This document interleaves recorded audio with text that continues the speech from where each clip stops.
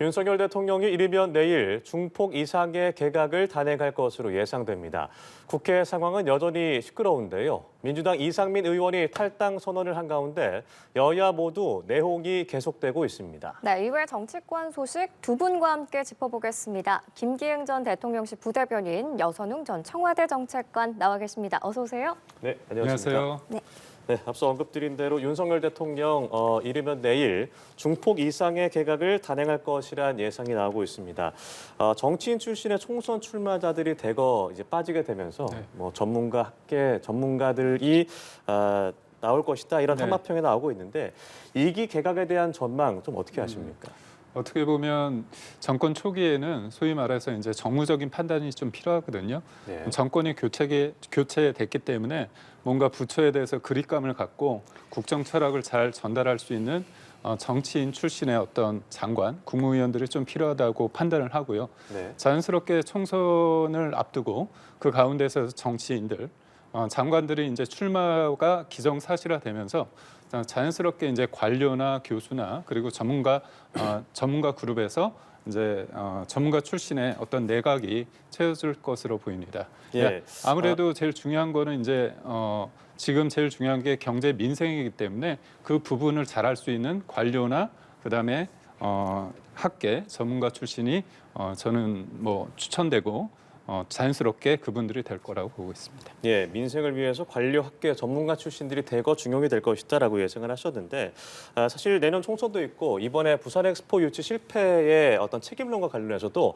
대대적인 변화가 예상되고 있습니다. 어떻게 좀 전망하십니까? 뭐 엑스포 관련해서는 뭐 대통령실 참모진들이 책임을 지는 것이겠죠. 근데 이 참모진들이 뭐 김대기 실장이 사실은 정점에 있었는데 김대기 실장은 유임하고 나머지 수석이나 뭐 이런 분들을 교체하셨기 때문에 사실은 뭐 약간 조금 아쉬운 부분이 있고요. 저는 이번에 그 이제 장관 개각하는 것도 굉장히 좀 아쉬움이 있습니다. 그러니까 뭐냐면은 이제 개각을 하려면은 일 잘하는 사람들 잘하게 만들려고 개각을 하는 것인데 지금 그 장관들 중에 가장 일을 못하고 무능하다고 평가받는 뭐 그 전자정부 블랙아웃 만든 이상민 장관 그리고 뭐 잼버리 파행 이 여가부 장관 이 두 분이 있는데 이 두 분 빼고 나머지는 다 바꾼다는 거예요. 그러니까 전체 부처 장관이 19개인데 그중에 7개에서 10개 정도 부처 장관이 이제 교체될 그런 이야기가 나오고 있는데 이분들을 왜 바꾸는 것인가? 단순히 그냥 총선 때문에 총선 출마한다고 해서 이렇게 대폭적으로 이렇게 바꿔도 되는 것인가? 약간 이러한 문제 의식이 조금 있습니다. 네, 지금 현재 일을 잘 하고 있는 장관에 대한 교체에 대한 아쉬움을 좀 드러내주세요. 그것도 잘 모르겠어요. 사실은 뭐 일 잘하는 일은 잘 모르겠는데 그렇게 말씀하신 것 같아요. 일 못하는 사람은 그대로 두고 개각한다. 이게 문제가 아닌가 이렇게 좀 말씀드리고 싶습니다. 네, 그리고 지금이 또 예산 전국이거든요. 그렇기 때문에 내년 예산안 처리를 맡은 이 추경호 부총리도 포함이 돼 있어서요. 이 개각이 한두 차례 나눠서 발표를 진행될 가능성이 있다라고 하고 있거든요. 또 특히 관심이 가는 게 한동훈 법무부 장관에 대해서 원포인트 개각설이 관심인데 그렇다면 그 시기는 언제라고 예상을 하시나요? 그러니까 공무원이 선거에 나오기 위해서 소위 말해서 마지노선이 있습니다. 언제까지는 꼭 그 직에서 내려놔야 된다. 사퇴의 시점이 있는데 제가 알기로는 1월 11일까지로 알고 있습니다. 그래서 말씀하신 것처럼 한동훈 장관 같은 경우는 지금 법무 행정을 계속 하고 있기 때문에 저는 연말까지는 좀 하고 그렇다고 해서 뭐 1월 11일 바로 앞까지는 아니겠지만 저는 연말까지는 장관직 수행을 계속 할 거라고 저 보고 있고요. 한동훈 장관에 대해서 뭐 많은 분들이 관심이 있기 때문에 그분의 어떤 지금 정상적인 어떻게 보면 장관으로서의 어떤 일정도 정치적으로 많이 해석되는 부분이 있지 않습니까?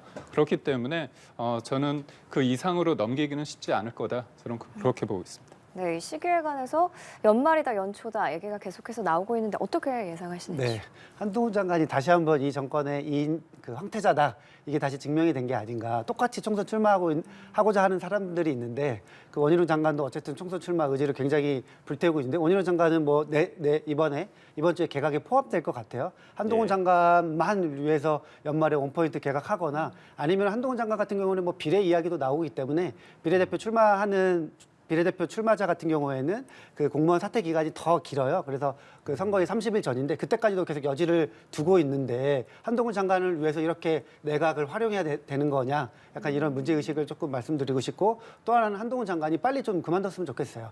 한동훈 장관이 아까 말씀하신 것처럼 지금 뭐 전국 순회하면서 뭐 인기 뭐 많으셔가지고 뭐 그 사인해달라 뭐 이렇게 이제 뭐 한다고 하는데 그런 팬 사인회 개인적으로 했으면 좋겠습니다. 장관직 이용하지 말고. 네. 아, 그럼 한동훈 장관이 뭐 최근에 언급한 본인의 어떤 인지도와 이런 것들을 민주당의 체급을 올려주고 있다라는 발언을 한 것에 대해서는 좀 어떻게 보시는지? 뭐 그런 측면도 없지 않아 있죠. 저는 민주당 의원님들이 사실은 막 번번이 한동훈 장관한테 뭐 공격했다가 깨진 사안들도 꽤 많잖아요. 예. 그래서 한동훈 장관은 지금 이제 상대를 여선홍 같은 젊은 사람들이 해야 된다.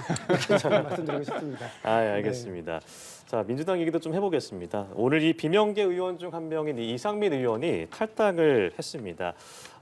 이재명 사당화다, 개딸당으로 변질돼서 참을 수 없다, 뭐 이런 식으로 거세게 비판을 했는데 이 탈당한 배경에 대해서는 어떻게 좀 말씀할 수 있을까요? 네, 이상민 의원님께서 사실 두어 달 전부터 사실상 탈당을 예고하셨기 때문에 네. 뭐 오늘 탈당 선언은 그렇게 이제 뭐 전격적이거나 아니면 당이나 당원들한테 크게 영향은 없을 것으로 보입니다. 그동안 이상민 의원님이 뭐 당의 정책 노선을 비판한 게 아니라 당의 운영, 뭐 당대표에 관한 이런 비판을 이어왔기 때문에 네. 저는 이상민 장관의 뭐 탈당이 그렇게 의미 있다고 생각하지도 않고 그리고 또 하나는 이상민 의원님께서 어느 방송에서 목표가 국회의장이다. 국회의장이 되기 위해서는 어느 당이든 상관없다. 이런 취지의 말씀을 또 하셨어요. 저는 이거야말로 본인의 탈당의 명분이 없다. 뭐 국민들이 가장 싫어하는 정치인이 뭐 이것저것 이렇게 왔다 갔다 하는 철새 정치인 아닙니까? 저는 이번 탈당을 국민들께서 뭐 판단하실 거라고 봅니다. 그럼 당 내부에서는 이 비명계 연이은 탈당에 대해서 좀 우려하는 그런 것도 있습니까? 뭐 지금 탈당 선언은 지금 이상민 의원 혼자 하시고 뭐 나머지 의원님들은 뭐 그런 이야기가 이제 뭐 돌고는 있지만 저는 탈당까지 가지는 않을 거라고 생각을 합니다. 아, 네. 이상민 의원 뭐 탈당에 대한 여러 가지 얘기들이 있었지만 국민의힘으로도 뭐 갈 수도 있다 이런 어떤 확장된 시각도 있었거든요. 그러니까 그분이 이제 무소속으로 할지 아니면 제3지대에 갈지 아니면 국민의힘으로 입당을 할지 여러 가지 이제 시나리오가 있겠죠. 예. 근데 이제 저는 이 여선웅 전 행정관께서 말씀하신 부분하고 좀 결이 다르게 이상민 의원의 탈당을 바라보고 있는데 이상민 의원이 5선을 했습니다. 내리 5선을 했죠. 그다음에 거기가 충청 대전 아닙니까? 대전이란 곳은 결국 민심의 풍향계, 예. 어떻게 보면 중도적인 그 선거에 있어서의 어떤 분위기가 좌지우지 될 수 있는 굉장히 민심의 바로미터라고 저는 보고 있습니다. 네. 근데 그분이 개인적으로 만약에 내가 개인적으로 이게 탈당을 하고 싶다고 해서 되는 게 아니라 그 지역 구민의 민심 또한 그걸 받아 안고 저는 어떤 액션을 한다고 행동을 한다고 저는 보고 있습니다. 그렇기 때문에 지금의 민주당이 노무현과 김대중 정신을 이어받는 과연 민주당인가? 제가 조금 덧붙여 말씀을 드리자면 안희정 지사가 2017년 그때 대선에 도전하고 나서요. 그다음에 2위를 했습니다. 그리고 그 이후에 불미스러운 사건으로 해서 정치계에서 이제 내려본 거죠. 퇴장을 한 건데 그 이후에 민주당이 중도 포션에 있는 어떤 목소리가 많이 사라졌습니다. 예. 그렇기 때문에 저는 미래 권력이 그때는 안희정 지사가 있었지만 미래 권력이 없어지면서 현재 권력, 소위 말해서 친문 중심으로 됐고요. 그 다음에는 소위 말해서 이재명 지사, 이재명 당대표로 그 파워가 힘이 이전되면서 더 어떻게 보면 강성 지지자, 개딸들에 의해서 어떤 당 운영이 좌지우지되는 상황에 놓였거든요. 그런 부분에 있어서 이상민 의원 입장에서는 내가 생각했던 어떤 가치와 방향에 있어서 문제가 있다. 그렇기 때문에 저는 꼭 배지 한 번 더 달겠다고 해서 하기보다는 내가 이제까지 5선까지 하면서 본 민주당과는 결이 다르다. 일정 부분 선을 그었다 저는 보고 있습니다. 네, 그러면은 이상민 의원이 앞으로 행보와 관해서는 조금 더 고민해보겠다라고 네. 입장을 밝혔는데 앞서서도 자신의 정치 뜻과 맞는 곳이면 어디든 가겠다. 이런 말씀도 네. 하신 적이 있고요. 그렇기 때문에 뭐 국민의힘이든 신당이든 입당 가능성이 열려 있는 건데 만약에 이런 이상민 의원의 앞으로의 행보가 향후 정계구도 개편에는 좀 어떤 영향을 미칠 거라고 보세요? 저는 사실 제3지대는 국민의힘뿐만이 아니라 민주당에서도 일정 분화가 됐을 때 가능하다고 봅니다. 한쪽에서 주류가 어떤 쇄신을 통해서 그거를 변화의 폭을 크게 한다면 제3지대 공간은 좁아지거든요. 저는 이낙연 전 총리의 어떤 앞으로의 행보가 조금 궁금도 하고 관심이 가는데 며칠 전의 행보에서 뭔가 더 이어지지 못한다는 느낌이 있거든요. 네. 이용 원장의 그 민주연구원 원장에 대한 재판 과정에서 많은 분들이 그 당시에 또 처음에 선거 과정에서 이 문제를 제기한 게 이낙연 측이었기 때문에 그 타이밍에 맞춰서 뭔가 새로운 어떤 목소리를 냈을 때 이낙연 전 총리가 이전과는 좀 다르다. 뭔가 새로운 목소리를 강하게 내는 거 아니냐 했는데 네. 그 이후에 조금 뭔가 좀 잦아드는 목소리가 좀 있고 또 하나는 지금 민주당의 같은 경우는 공천을 받으면 사실상 된다고 생각하는 부분들이 많습니다. 그렇기 때문에 더 강성의 목소리나 문제점이 있다고 인식이 들지만 그럼에도 불구하고 개딸들의 힘을 통해서 공천을 받는 게 당선과 등치된다는 생각하기 때문에 뭔가 새로운 목소리를 내기가 한계가 있거든요. 예. 그래서 저는 사실 이상민 의원이 저는 국민의힘 쪽으로 올 것이다 생각합니다. 왜냐하면 제3지대 공간이 이준석 전 당대표의 어떤 제3지대의 어떤 움직임이 사실 관심을 못 받고 있지 않습니까? 예. 우리 쪽에서 그런 것 관심을 못 받고 있고 이낙연 전 총리의 그런 움직임도 힘을 못 받는다면 저는 사실상 제3지대의 공간이 생각보다 약할 수밖에 없다. 그렇다면 이상민 의원의 개인의 선택은 전 국민의힘 입당이 좀 가능성이 크다 이렇게 보고 있습니다. 네, 알겠습니다. 앞서서 김 전 부대변인께서 이상민 의원이 국민의힘 입당할 가능성이 굉장히 크다라고 말씀해 주셨거든요. 네. 이 의견 어떻게 보십니까? 저는 그렇게 이상민 의원 뭐 어디 당에 갈 것이냐에 큰 관심은 없는데요. 뭐 이상민 의원으로 해서 뭐 정계 개편이 일어날 거라고 보진 않습니다. 예. 저는 앞서 말씀드린 것처럼 이상민 의원이 탈당하고 또 지금 또 그 뭐 당을 찾아서 이제 가는 게 본인의 개인의 공천을 위한 뭔가 행동으로 보여지기 때문에 큰 의미는 없다 이렇게 예, 말씀드리고 싶습니다. 이상민 의원의 거취에는 어떤 큰 영향이 없을 것이다 당에는 말씀하셨는데 이분의 거취에는 영향이 좀 있지 않을까 싶긴 한데 이낙연 전 민주당 대표가 요즘 이재명 대표에 대한 어떤 압박을 하고 있습니다. 사법리스크와 관련해서 이게 신당 창당의 움직임이 아니냐라는 얘기도 나오고 있는데 이낙연 전 대표의 행보 어떻게 보십니까? 네, 그렇게 좀 믿고 싶진 않지만 예. 그런 이야기들이 계속 나오고 있어서 약간 좀 상당히 조금 우려스럽고 이낙연 전 총리님께 좀 말씀드리고 싶은 거지 저는 이낙연 전 대표가 민주당에서 국회의원 하시고 전남지사 하시고 국무총리 하시고 당대표까지 하시고 이렇게 당의 어른으로서 계속 활동을 이어나가셨으면 좋겠다. 지금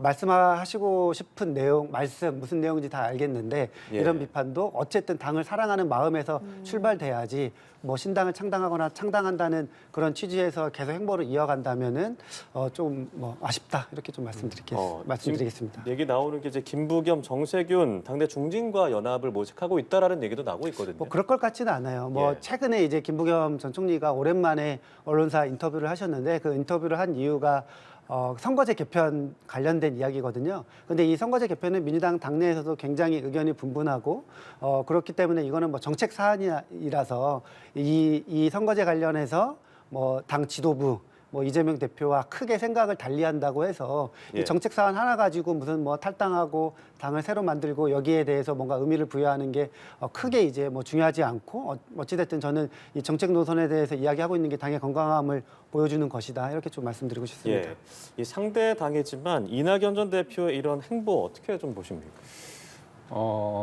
저는 사실상 민주당에 이견이 있는 분들의 목소리가 많이 좀 커져야 된다고 봅니다. 그게 뭐 국민의힘을 지지하는 사람으로서 그냥 우리가 선거에 이득이 된다 그런 차원을 떠나서 야당도 변해야 되고 저희도 부족하면 변해야 되는 거 아닙니까? 근데 이재명의 민주당 이재명 대표가 말하지 않았습니까? 그거대로 가고 있습니다.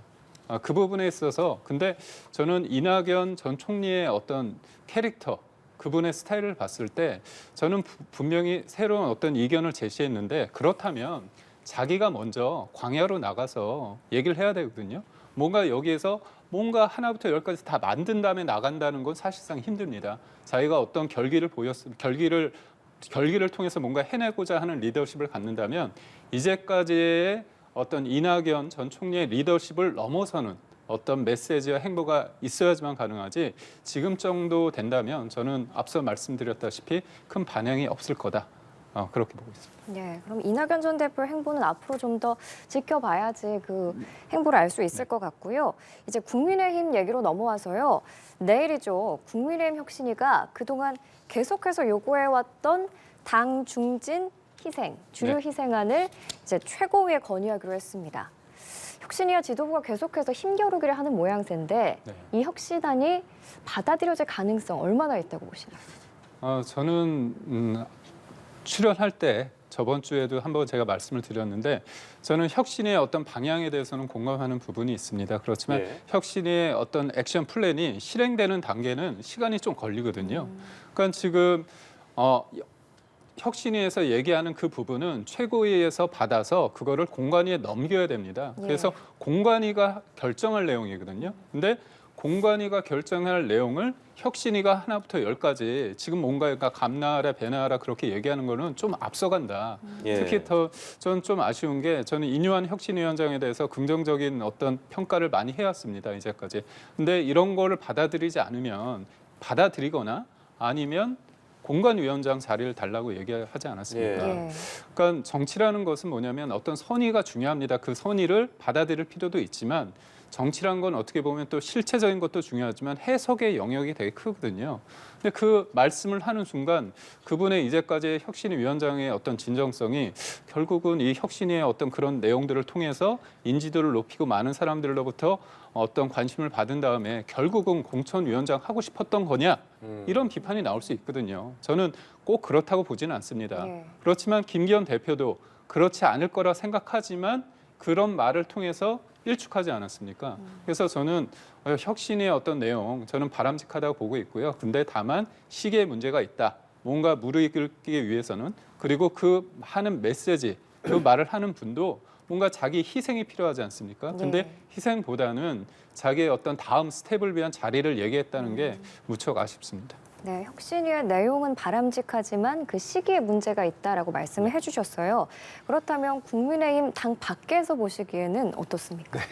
저는 김기현 대표가 그동안 이뇨한 혁신위원장 물음에 답변을 잘 안 하고 막 뭉개고 그랬었는데 이번에 이뇨한 위원장이 공천위원장 하겠다고 하니까 뭐 1시간인가요? 2시간 내에 바로 거절하고 이 이뇨한 위원장이 공관위원장 목표로 활동하지 않았을 것이다. 이렇게 답변을 하셨잖아요. 네. 예. 그거 보고 사실상 이뇨한 혁신위가 점점점 끝나가고 있었는데 사실상 약간 끝났다. 이렇게 좀 평가를 할 수밖에 없을 것 같고 이게 실제로 김기현 당대표뿐만 아니라 지금 김기현 부대변인도 말씀하셨지만 당내에 그동안 우군이라고 했던 분들도 전부 다 비판하고 있어요. 그래서 저는 이뇨한 혁신위가 무슨 뭐 의결을 하고 여기에 이게 최고위에 넘기고 뭐 이런 게 전혀 이제 의미가 없어졌다. 사실 그 의미가 없어졌고 그 전에 이제 뭐 이준석 대표한테 약간 부모님 이야기하면서 패드립 이야기 예. 나왔었잖아요. 그때 약간 이제 끝났는데 여기서 한 번 더 세게를 박았다 이렇게 좀 생각을 하고 있습니다. 예, 국민의힘 혁신위원회 이제 그 지난 보궐선거의 대패 참패로 인해서 당이 좀 변하겠다라고 이제 출범을 했는데 이제 활동 기한이 3주밖에 남지 않았단 말이죠. 그 전에 조기 해체 수순을 받는 것인지 네. 혁신위가 남긴 것이 무엇인가 아무것도 없는 것이 아니냐라는 얘기도 있는데 어떻게 보십니까? 저는 아무것도 없지 않다고 봅니다. 뭐냐면 혁신위는 끝나도 혁신의 내용들은 공관위에서 충분히 여러 가지 안에 대해서 논의할 수 있고요. 받아들일 수 있다고 보거든요. 지금은 시기가 그 혁신의 내용을 소위 말해서 가름말 타서 그게 결과적으로 나오는 타이밍이 아니기 때문에 네. 지금 혁신위의 어떤 평가를 하는 거는 좀 빠르다 이렇게 하고 있고요. 예. 저는 국민의힘이 저는 이번에 총선을 어떻게 바라보느냐 보면 변화해야 된다는 그런 컨센서스가 있습니다. 지역에 많이 가보면 많은 분들이 변화를 해야 되고 그게 언론도 그렇고 국민의 목소리가 어느 정도 기준점이 돼 있습니다. 그게 혁신위를 통해서 많은 사람들이 혁신위의 내용을 통해서 이 정도까지는 돼야겠구나 그런 어떤 바람이 만들어졌거든요. 근데 그 시점이 저는 공관위를 통해서 혁신의 내용들이 분출될 것이다. 그렇기 때문에 혁신에 대한 평가가 지금 약간 과정에 있어서 이견도 네. 제시되고 힘을 잃은 듯하지만 혁신의 내용은 공관위를 통해서 다시 한번 저는 재평가 받을 거다. 그렇게 보고 있습니다. 그럼 혁신위의 활동이 지금 어떻게 보면 국민의힘 당내에 큰 변화를 불러오진 못했지만 여지는 있다라고 보시는 그러니까 거죠? 결국 그거죠. 사람들은 어떤 기준점이 있습니다. 혁신을 통해서 그 기준점을 높여놨습니다. 그리고 그 기준점을 공관위를 통해서 이거를 소위 말해서 그 정도 수준까지 안 되면 사람들이 실망하게 되는 거죠. 그리고 너희들이 오만하기 때문에 변화하지 않는다. 그렇게 귀결될 수밖에 없거든요. 네. 그래서 저는 공관위를 통해서 국민의 힘이 뭔가 이 내용을 받아들이지 않으면 질 수밖에 없다는 어떤 절박함과 위기감이 있을 거고 그때 극적인 상황을 통해서 저는 일정 부분 받아들일 수밖에 없다 그렇게 보고 있습니다. 예,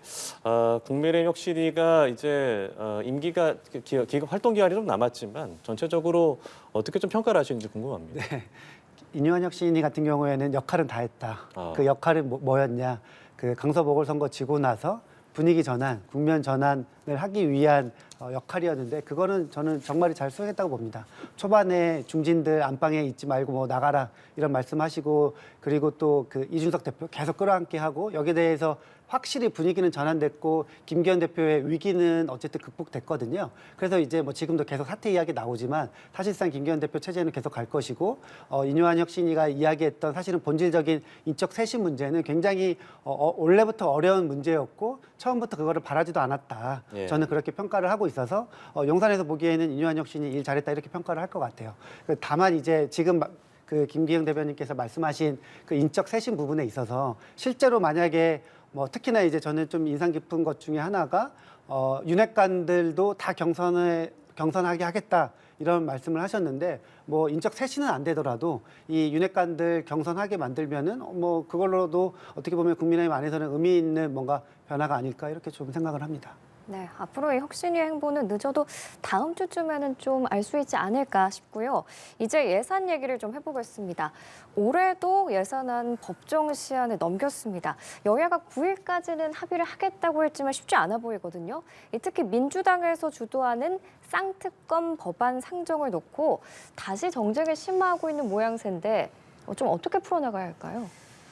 그건 11월 초에 제가 처음에 여기 출연했을 때 메가시티 얘기 나오지 않았습니까? 공매도 얘기 나오고 예. 그 분위기가 가다가 이른바 탄핵 얘기가 많이 나왔습니다. 그래서 탄핵 얘기하면서 처음에는 한동훈 장관에 대한 탄핵 얘기 나오다가 그게 이제 줄어들었죠. 왜냐하면 힘자랑 근육자랑 하다가 역풍을 받기 때문에. 그런데 이번에 방통위원장은 탄핵을 시키려고 했습니다.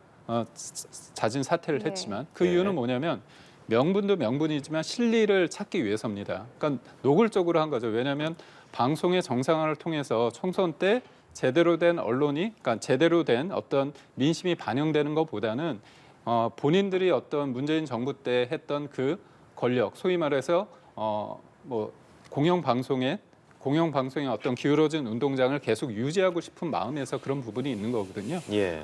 결국은 예산을 하기 위한 본회의가 아니라 탄핵을 시키기 위한 어떤 본회의 그것부터가 어떤 여야 간의 어떤 서로 합의를 하고 뭔가 협의를 해서 뭔가 만들어내는 민생을 위한 그런 과정에 있어서 실망감이 크기 때문에 저는 일정 부분 약간의 냉각기가 좀 있을 수밖에 없다 이렇게 보고 있습니다. 예, 이 예산안 처리와 관련해서 민주당이 너무 무리하게 정쟁의 도구로 이 본회의를 활용하는 것이 아니냐라는 지적들이 있는데 어떻게 말씀하시겠습니까? 예산안 문제는 그러니까 여야 정치 실종을 단면적으로 보여주는 사례인데요. 예.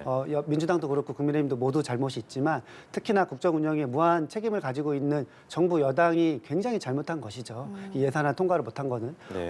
올 여름에였던가요? 그 미국에서 그 예산을 통과 못해가지고 뭐 신용도 내려가고 뭐 그런 일이 있지 않았습니까? 결국엔 이 예산안 문제는 정치권이 그 민생을 위해서 반드시 해결해야 되고 처리해야 되는 문제인데 이거를 계속 매번 뭐 법정 시한 넘긴다는 것 자체가 상당히 부끄러운 일이다 이렇게 조금 말씀을 드리고 싶고 또 하나는 저는 이 계속 이제 정부 여당과 야당 뭐 어쨌든 정치 여의도가 잘 안 돌아가고 있는데 여기에 근본적인 원인이 뭐 여야 다 있겠지만 그래도 대통령과 정부에게 있다 이렇게 좀 생각이 들어요. 지금 윤석열 대통령이 대통령 취임한 지 뭐 지금 뭐 1년 거의 2년이 다 돼가고 있는데 예. 아직도 야당 대표를 인정하지 않고 이재명 대표 만나고 있지 만나지 않고 있지 않습니까? 이런 것으로 볼 때 이게 도대체 협치할 수 있냐, 정치 제대로 굴러가냐 이런 의문을 갖게 만드는 것이죠. 저는 뭐 내년에 총선을 앞두고 있지만 다음에 이제 출범하는 뭐 이 국회 같은 경우에는 여야 좀 대화되고 서로 설득하고 양보하고